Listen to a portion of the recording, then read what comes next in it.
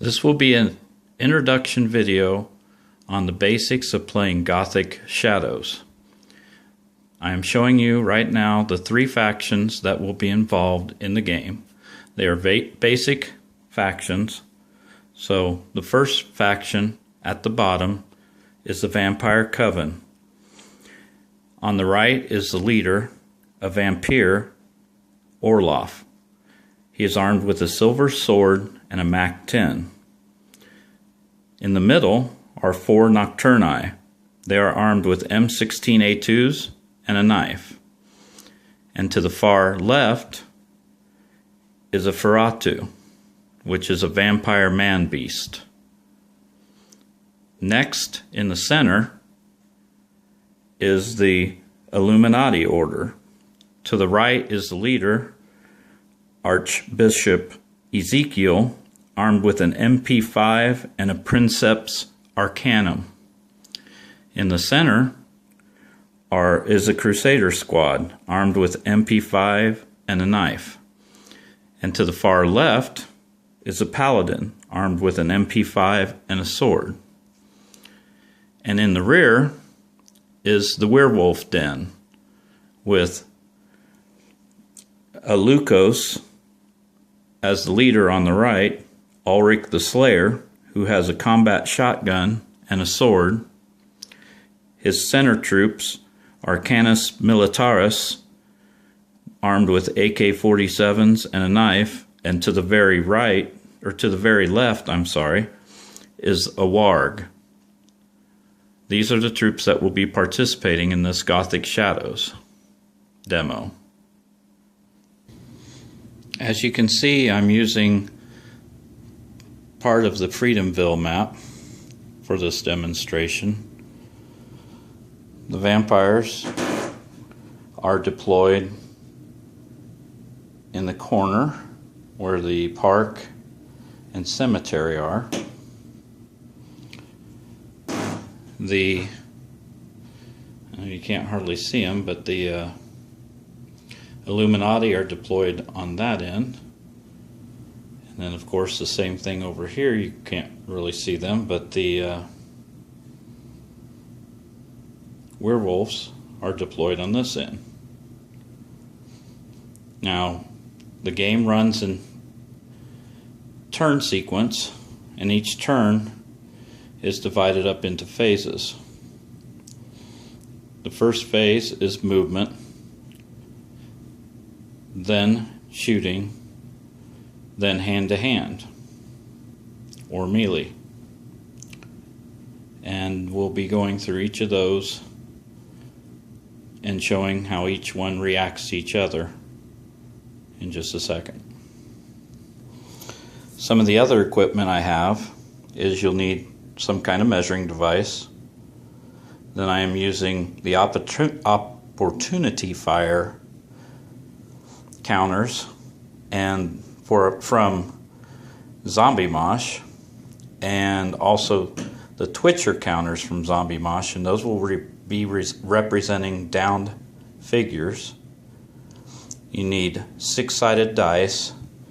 I also have the Zombie Mosh templates for scatter and area of effect. And then I also have large versions of the Zombie Mosh cards we're working on for weapons for use in this game. The first units we'll talk about are the werewolves. They're deployed across the back of the buildings. One thing about Gothic Shadows is, since there are so few figures, there is no command radius or cohesion rules. Your figures can go wherever you want them to go as you need them, and what works with your strategy. So, the wolves will be moving first. Now, to demonstrate this movement will be kind of different, because I'm going to have to try to hold the camera and measure the movement at the same time. First thing we're going to do is one of the Canis Militaris figures over here is going to change into wolf form. Now once he changes into wolf form, he must stay in wolf form and will not have the use of any of his other weapons. But this will change his stats in hand to hand. So we'll change this one right here out for a werewolf figure. So now we have one werewolf, one wolf form, and one regular. First thing we're going to do is do their movement. Now they normally move 7, and they're allowed to run. Run is half again what your regular movement is. So since their movement is 7, half again would be 10.5. So they'll move 10.5 inches at a run. Up 2. So you're going to run to the fence right over here, which is just a little under 10.5 from them.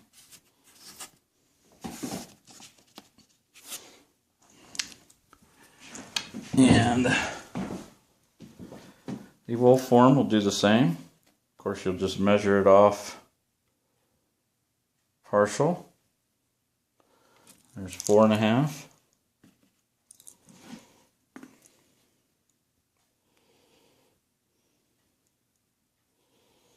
And then about another 6.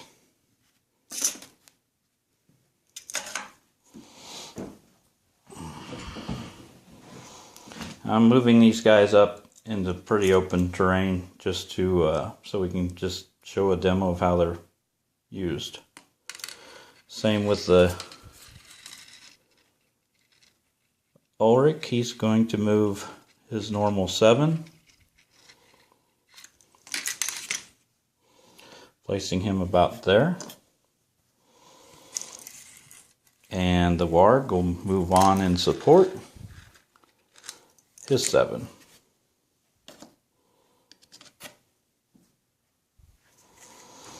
Now these guys will just move a little less, taking up defensive positions at the edge. 4, another 3,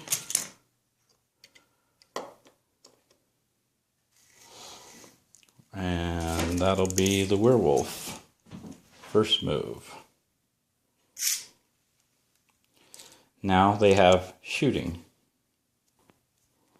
Okay, the first shots will be done by this Canis Militaris to the Ferratu.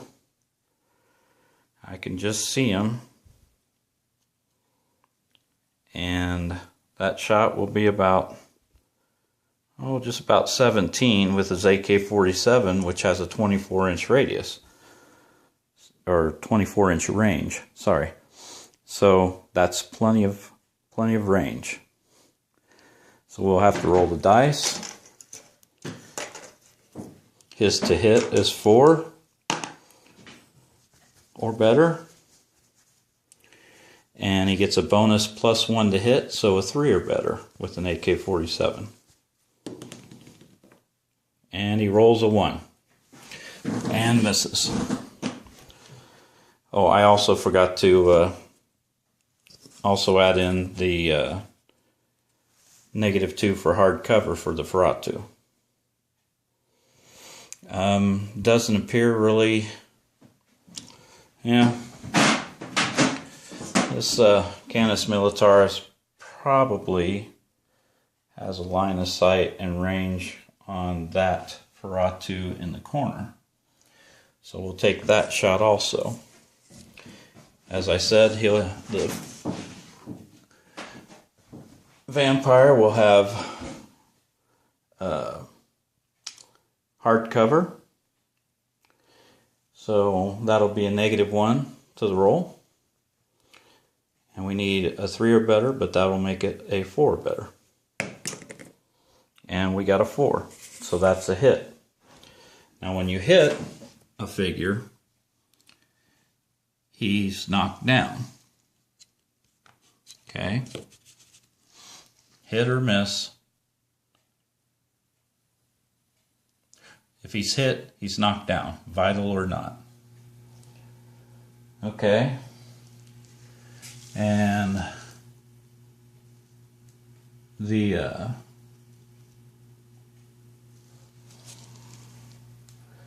Canis needs a vital roll of a 5 or better to get a vital on the vampire and force him down.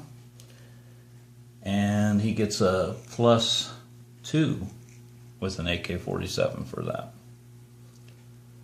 So he needs 2 or better, right? No, sorry, 3 or better.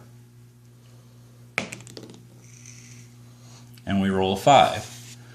So now he gets a down counter placed beside him, and he cannot fight this round. So that's good. There will be no melee. So now we'll have it go to the vampire and the vampires that he's leading's turn. Okay, Orloff and his vampires are going to take their movement. The Nocturni will stay where they're at. But the Ferratu is going to go into hand-to-hand with these 2 werewolves over here. His movement is 8. So his charge would be 12, or his run would be 12. And he's going to run out there.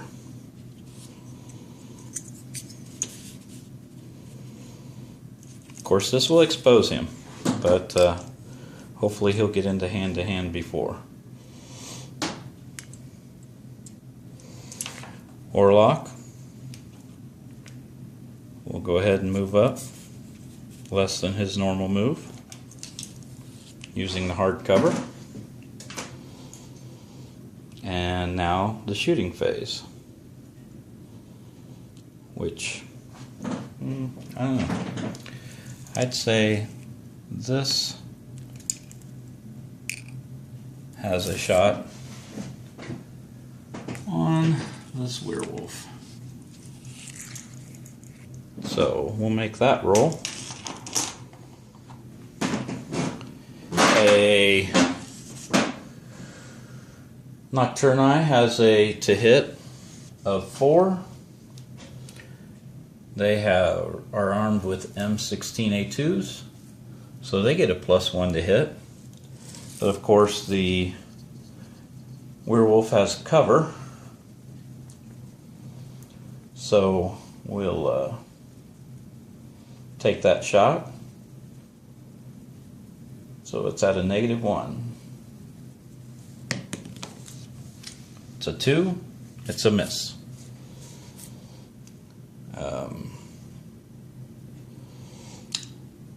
That's all the movement.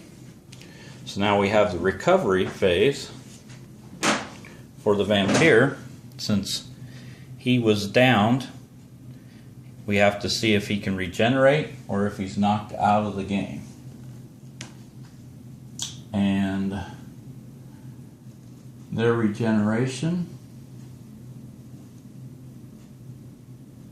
is a 5 or better. So let's see if he regenerates. Oops, off the table. And he gets a 5, so he regenerates. So we take this away, and on his next turn he gets up.